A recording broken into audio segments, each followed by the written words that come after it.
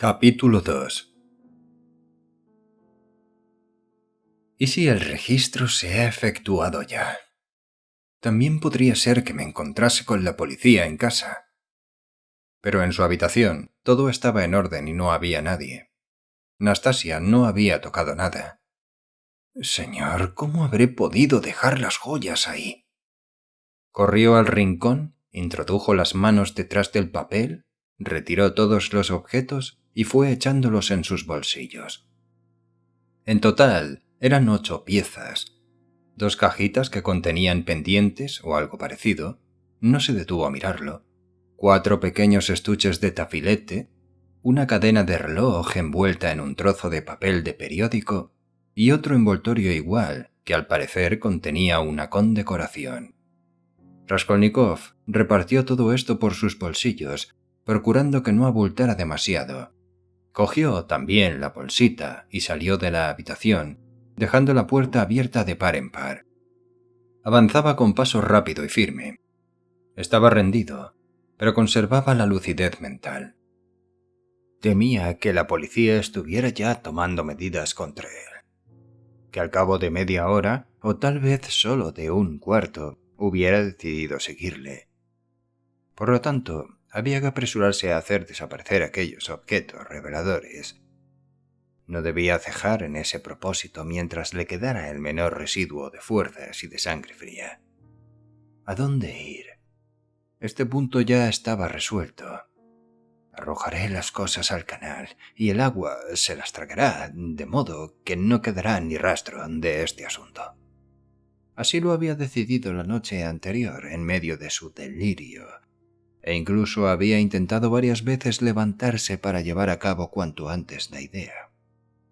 Sin embargo, la ejecución de este plan presentaba grandes dificultades. Durante más de media hora se limitó a errar por el malecón del canal, inspeccionando todas las escaleras que conducían al agua. En ninguna podía llevar a práctica su propósito. Aquí había un lavadero lleno de lavanderas, allí varias barcas amarradas a la orilla. Además, el malecón estaba repleto de transeúntes. Se le podía ver desde todas partes, y a quien lo viera él le extrañaría que un hombre bajara las escaleras expresamente para echar una cosa al agua. Por añadidura, los estuches podían quedar flotando, y entonces todo el mundo los vería. Lo peor era que las personas con que se cruzaba le miraban de un modo singular, como si él fuera lo único que les interesara. ¿Por qué me mirarán así?, se decía. ¿O todo será obra de mi imaginación? Al fin pensó que acaso sería preferible que se dirigiera al Neva. En sus malecones había menos gente. Allí llamaría menos la atención. Le sería más fácil tirar las joyas y, detalle importantísimo, estaría más lejos de su barrio.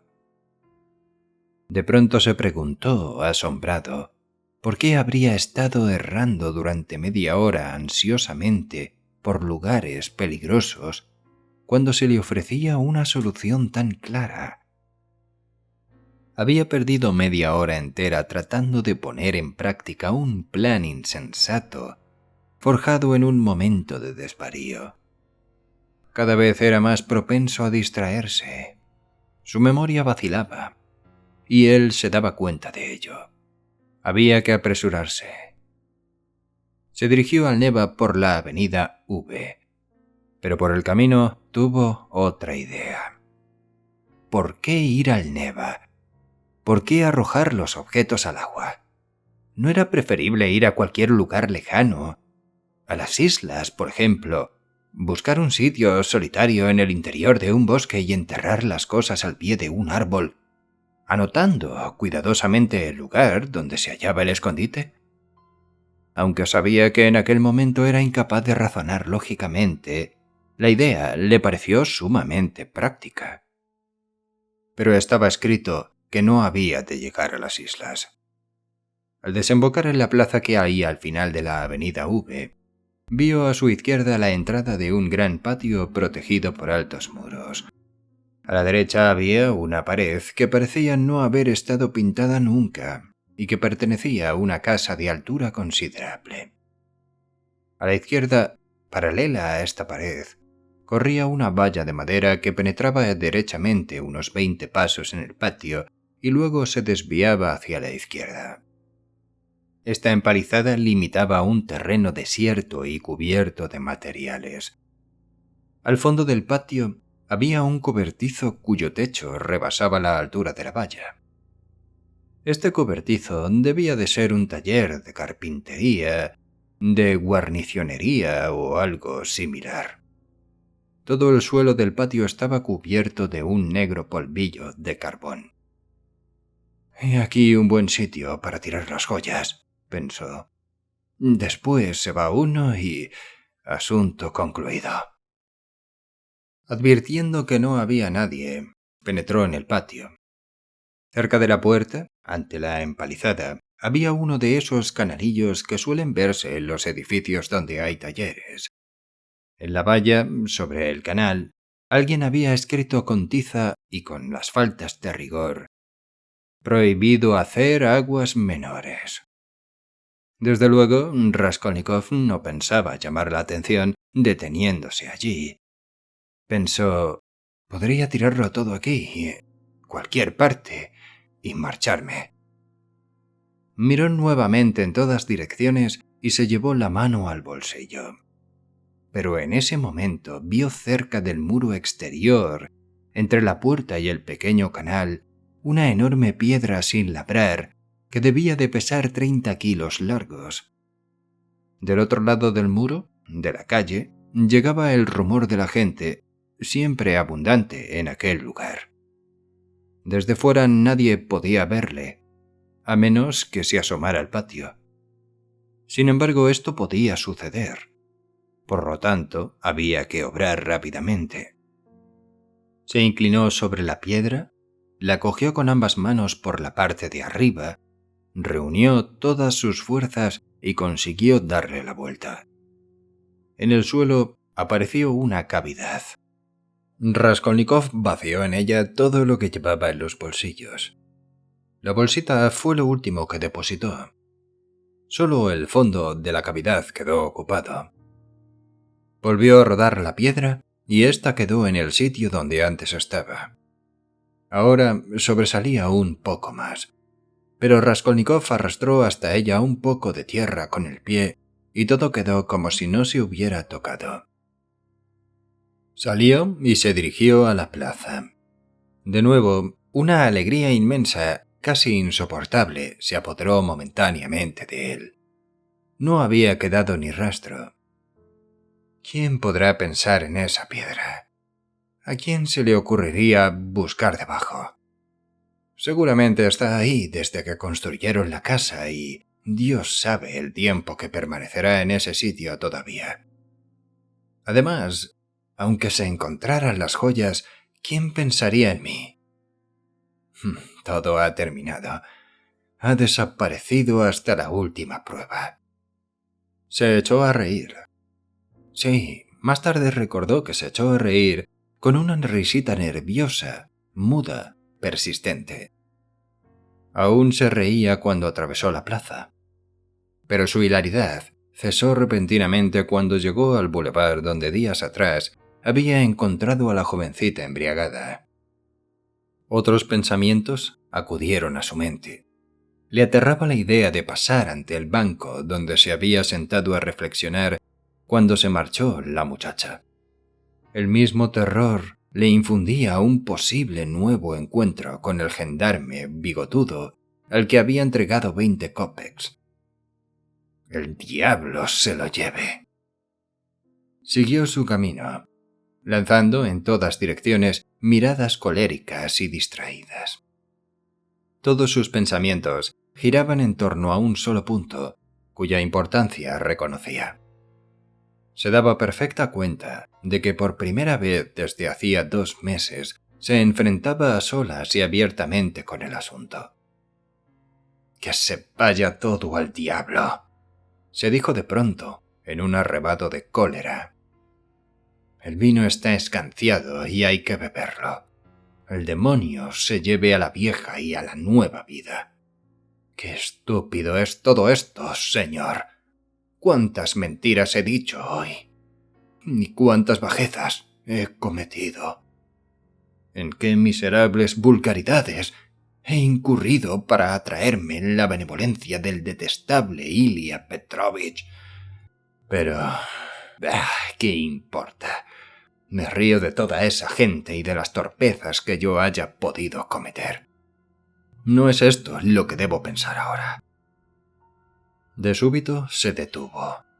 Acababa de planteársele un nuevo problema, tan inesperado como sencillo, que le dejó atónito. Si, como crees, has procedido en todo este asunto como un hombre inteligente y no como un imbécil, si perseguías una finalidad claramente determinada, ¿cómo se explica que no hayas dirigido ni siquiera una ojeada al interior de la bolsita? ¿Que no te hayas preocupado de averiguar lo que ha producido ese acto por el que has tenido que afrontar toda suerte de peligros y horrores? Hace un momento estabas dispuesto a arrojar al agua esa bolsa, esas joyas que ni siquiera has mirado. ¿Qué explicación puedes dar a esto? Todas estas preguntas tenían un sólido fundamento. Lo sabía desde antes de hacérselas. La noche en que había resuelto tirarlo todo al agua, había tomado esta decisión sin vacilar, como si hubiese sido posible obrar de otro modo. Sí, sabía todas estas cosas y recordaba hasta los menores detalles. Sabía que todo había de ocurrir como estaba ocurriendo. Lo sabía desde el momento mismo en que había sacado los estuches del arca sobre la cual estaba inclinado. Sí, lo sabía perfectamente. La causa de todo es que estoy muy enfermo, se dijo al fin, sombríamente. Me torturo y me hiero a mí mismo. Soy incapaz de dirigir mis actos. Ayer, anteayer y todos estos días no he hecho más que martirizarme. Cuando esté curado, ya no me atormentaré. Pero ¿y si no me curo nunca? Señor, qué harto estoy de toda esta historia. Mientras así reflexionaba, proseguía su camino. Anhelaba librarse de estas preocupaciones, pero no sabía cómo podría conseguirlo. Una sensación nueva se apoderó de él con fuerza irresistible, y su intensidad aumentaba por momentos. Era un desagrado casi físico, un desagrado pertinaz, rencoroso, por todo lo que encontraba en su camino, por todas las cosas y todas las personas que lo rodeaban. Le repugnaban los transeúntes, sus caras, su modo de andar, sus menores movimientos. Sentía deseos de escupirles a la cara. Estaba dispuesto a morder a cualquiera que le hablase. Al llegar al malecón del pequeño Neva, en Vasilievsky Ostrov, se detuvo en seco cerca del puente. May vive en esa casa, pensó. Pero, ¿qué significa esto? Mis pies me han traído maquinalmente a la vivienda de Rasumikine. Lo mismo me ocurrió el otro día. Esto es verdaderamente chocante. ¿He venido expresamente o estoy aquí por obra del azar? Pero esto poco importa. El caso es que dije que vendría a casa de Rasumikine al día siguiente. Pues bien, ya he venido. ¿Acaso tiene algo de particular que le haga una visita? Subió al quinto piso. En él habitaba Rasumikine. Se hallaba éste escribiendo en su habitación. Él mismo fue a abrir. No se habían visto desde hacía 4 meses. Llevaba una bata vieja, casi hecha jirones. Sus pies solo estaban protegidos por unas pantuflas. Tenía revuelto el cabello. No se había afeitado ni lavado. Se mostró asombrado al ver a Raskolnikov. «¿De dónde sales?», exclamó mirando a su amigo de pies a cabeza. Después lanzó un silbido. ¿Tan mal te van las cosas? Evidentemente, hermano, nos aventajas a todos en elegancia, añadió, observando los andrajos de su camarada. Siéntate, pareces cansado. Y cuando Raskolnikov se dejó caer en el diván turco, tapizado de una tela vieja y rozada, un diván, entre paréntesis, peor que el suyo, Rasuminique advirtió que su amigo parecía no encontrarse bien. Tú estás enfermo, muy enfermo. ¿Te has dado cuenta? Intentó tomarle el pulso, pero Raskolnikov retiró la mano. ¿Para qué?, dijo. He venido porque me he quedado sin lecciones y yo quisiera... No me hace falta para nada las lecciones. Rasumikine le observaba atentamente. ¿Sabes una cosa, amigo? Estás delirando. Nada de eso. Yo no deliro, replicó Raskolnikov levantándose. Al subir a casa de Rasumikine no había tenido en cuenta que iba a verse frente a frente con su amigo, y una entrevista, con quien quiera que fuese, le parecía que en aquellos momentos lo más odioso del mundo. Apenas hubo franqueado la puerta del piso, sintió una cólera ciega contra Rasumikine. «¡Adiós!», exclamó dirigiéndose a la puerta. «Espera, hombre, espera. ¿Estás loco?» «Déjame», dijo Raskolnikov, retirando bruscamente la mano que su amigo le había cogido. «Entonces, ¿a qué diablos has venido? Has perdido el juicio. Esto es una ofensa para mí. No consentiré que te vayas así». «Bien, escucha. He venido a tu casa porque conozco a nadie más que a ti para que me ayude a volver a empezar. Tú eres mejor que todos los demás. Es decir, más inteligente, más comprensivo. Pero ahora veo que no necesito nada. ¿Entiendes? Absolutamente nada. No me hacen falta los servicios ni la simpatía de los demás. Estoy solo y me basto a mí mismo. Esto es todo. Déjame en paz». «Pero escucha un momento, Botarate. ¿Es que te has vuelto loco? Puedes hacer lo que quieras, pero yo tampoco tengo lecciones y me río de eso. Estoy en tratos con el librero Kerubimov, que es una magnífica lección en su género. Yo no lo cambiaría por 5 lecciones en familias de comerciantes. Ese hombre publica libritos sobre ciencias naturales, pues esto se vende como el pan. Basta buscar buenos títulos. Me has llamado imbécil más de una vez, pero estoy seguro de que hay otros más tontos que yo. Mi editor, que es poco menos que analfabeto, quiere seguir la corriente de la moda, y yo, naturalmente, le animo. Mira, aquí hay 2 pliegos y medio de texto alemán. Puro charlatanismo, a mi juicio. Dicho en 2 palabras, la cuestión que estudia el autor es la de si la mujer es un ser humano. Naturalmente, él opina que sí, y su labor consiste en demostrarlo elocuentemente. Kerubimov considera que este folleto es de actualidad en estos momentos en que el feminismo está de moda, y yo me encargo de traducirlo. Podrá convertir en 6 los 2 pliegos y medio de texto alemán. Le pondremos un título apuloso que llene media página y se venderá a 50 kopecks el ejemplar. Será un buen negocio. Se me paga la traducción a 6 rublos el pliego, o sea, a 15 rublos por todo el trabajo. Ya he cobrado 6 por adelantado. Cuando terminemos este folleto traduciremos un libro sobre las ballenas, y para después ya hemos elegido unos cuantos chismes de Les Confessions. También los traduciremos. Alguien ha dicho a Kerubimov que Rousseau es una especie de Radishchev. Naturalmente yo no he protestado. Que se vayan al diablo. Bueno, ¿quieres traducir el segundo pliego del folleto? ¿Es la mujer un ser humano? Si quieres, coge inmediatamente el pliego plumas, papel. Todos estos gastos van a cargo del editor. Y aquí tienes 3 rublos.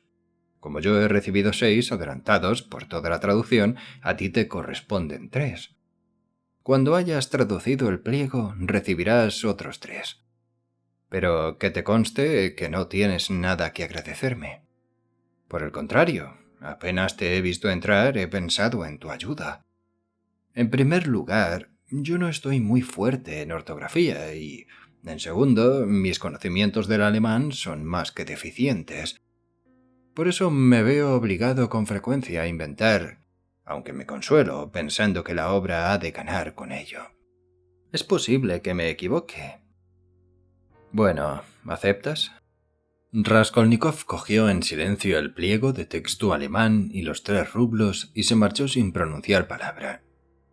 Rasumikine le siguió con una mirada de asombro. Cuando llegó a la primera esquina, Raskolnikov volvió repentinamente sobre sus pasos y subió de nuevo al alojamiento de su amigo. Ya en la habitación, dejó el pliego y los 3 rublos en la mesa y volvió a marcharse sin desplegar los labios.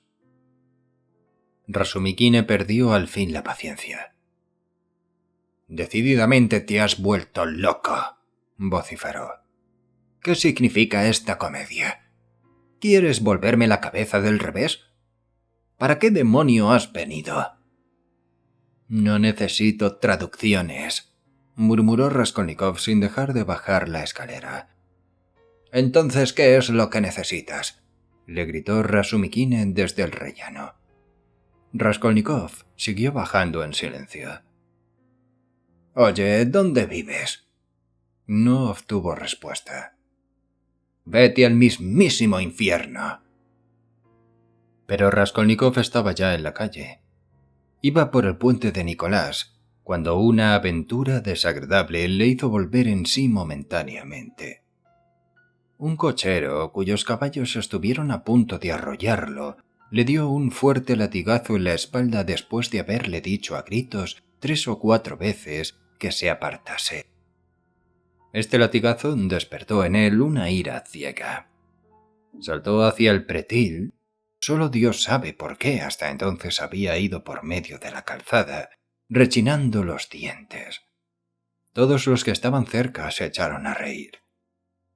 «Bien hecho. Estos granujas. Conozco a estos bribones. Se hacen el borracho, se meten bajo las ruedas y uno tiene que pagar daños y perjuicios. Algunos viven de eso».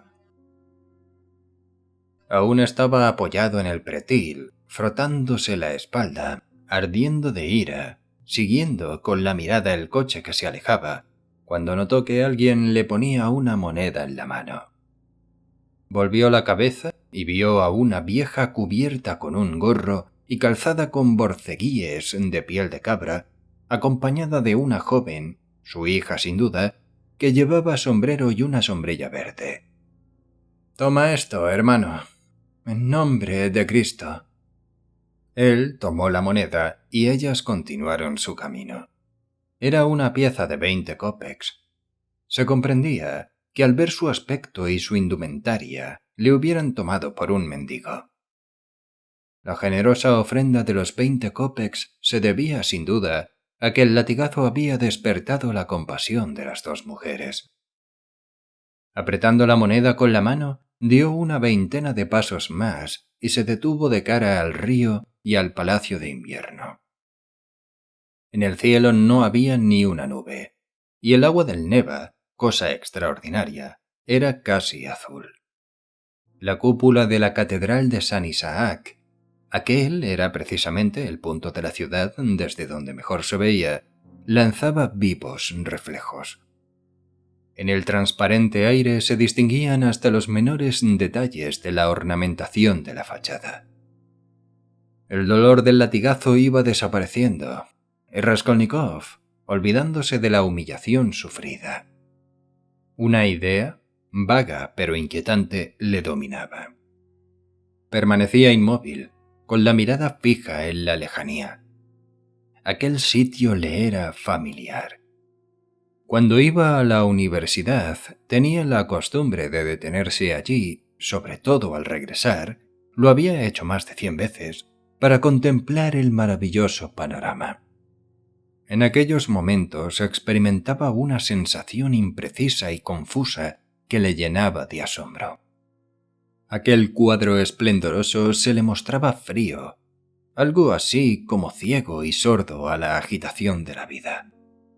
Esta triste y misteriosa impresión que invariablemente recibía le desconcertaba, pero no se detenía a analizarla.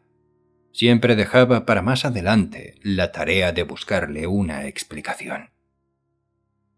Ahora recordaba aquellas incertidumbres, aquellas vagas sensaciones, y este recuerdo, a su juicio, no era puramente casual. El simple hecho de haberse detenido en el mismo sitio en que antaño, como si hubiese creído que podía tener los mismos pensamientos e interesarse por los mismos espectáculos que entonces, e incluso que hacía poco, le parecía absurdo, extravagante y hasta algo cómico, a pesar de que la amargura oprimía su corazón.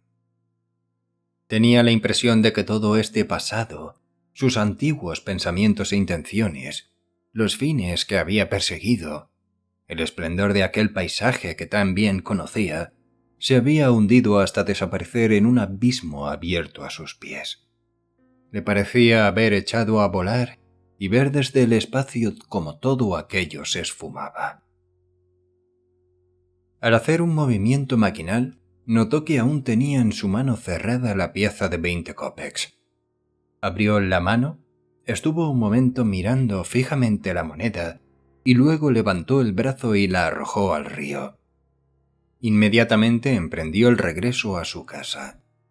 Tenía la impresión de que había cortado, tan limpiamente como con unas tijeras, todos los lazos que le unían a la humanidad, a la vida. Caía la noche cuando llegó a su alojamiento. Por lo tanto, había estado vagando durante más de 6 horas. Sin embargo, ni siquiera recordaba por qué calles había pasado. Se sentía tan fatigado como un caballo después de una carrera. Se desnudó, se tendió en el diván, se echó encima su viejo sobretodo y se quedó dormido inmediatamente. La oscuridad era ya completa cuando le despertó un grito espantoso. ¡Qué grito, señor! Y después, jamás había oído Raskolnikov gemidos, aullidos, sollozos, rechinar de dientes, golpes como los que entonces oyó. Nunca habría podido imaginarse un furor tan bestial. Se levantó aterrado y se sentó en el diván, trastornado por el horror y el miedo. Pero los golpes, los lamentos, las invectivas eran cada vez más violentos. De súbito, con profundo asombro, reconoció la voz de su patrona. La viuda lanzaba ayes y alaridos. Las palabras salían de su boca anhelantes. Debía de suplicar que no le pegasen más, pues seguían golpeándola brutalmente. Esto sucedía en la escalera. La voz del verdugo no era sino un ronquido furioso. Hablaba con la misma rapidez y sus palabras, presurosas y ahogadas, eran igualmente ininteligibles. De pronto, Raskolnikov empezó a temblar como una hoja. Acababa de reconocer aquella voz. Era la de Ilia Petrovich. Ilia Petrovich estaba allí, tundiendo a la patrona. La golpeaba con los pies y su cabeza iba a dar contra los escalones. Esto se deducía claramente del sonido de los golpes y de los gritos de la víctima. Todo el mundo se conducía de un modo extraño. La gente acudía a la escalera atraída por el escándalo y allí se aglomeraba. Salían vecinos de todos los pisos. Se oían exclamaciones, ruidos de pasos que subían o bajaban, portazos. ¿Pero por qué le pegan de ese modo? ¿Y por qué lo consienten los que lo ven?, se preguntó Raskolnikov creyendo haberse vuelto loco. Pero no se había vuelto loco. ya que era capaz de distinguir los diversos ruidos. Por lo tanto, pronto subirían a su habitación. Porque seguramente todo esto es por lo de ayer. Señor. Señor. Intentó pasar el pestillo de la puerta, pero no tuvo fuerzas para levantar el brazo. Por otra parte, ¿para qué? El terror helaba su alma, la paralizaba. Al fin, aquel escándalo que había durado 10 largos minutos se extinguió poco a poco. La patrona gemía débilmente.